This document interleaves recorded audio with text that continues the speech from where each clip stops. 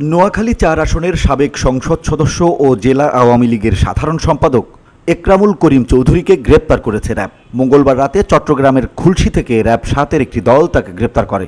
এক খুদে বার্তায় এই তথ্য জানিয়েছে র্যাব সদর দপ্তর।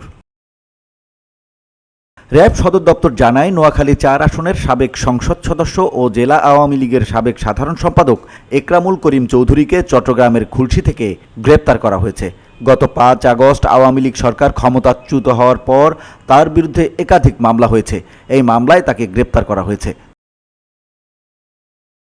গ্রেপ্তারের সময় একরামুল হক চৌধুরীর কাছ থেকে বিপুল পরিমাণ দেশি ও বিদেশি মুদ্রা জব্দ করা হয়েছে।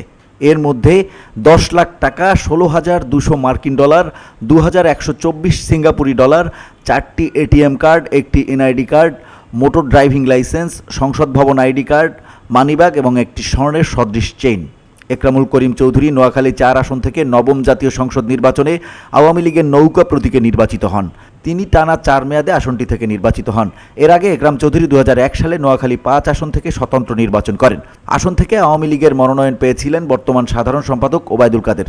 স্বতন্ত্র নির্বাচনের কারণে দল থেকে বহিষ্কার হন। ২০০৩ সালে বহিষ্কার আদেশ প্রত্যাহার করে নোয়াখালী জেলা আওয়ামী লীগের কোষাধ্যক্ষ করা হয় একরামকে।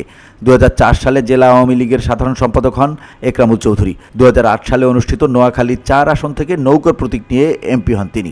এরপর জেলার রাজনীতিতে একচ্ছত্র আধিপত্য বিস্তার করেন।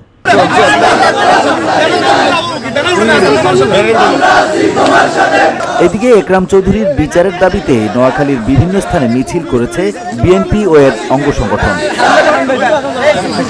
মিছিল শেষে সংক্ষিপ্ত সমাবেশে বক্তারা সাবেক এমপি একরামুল করিম চৌধুরীর ফাঁসির দাবি জানান।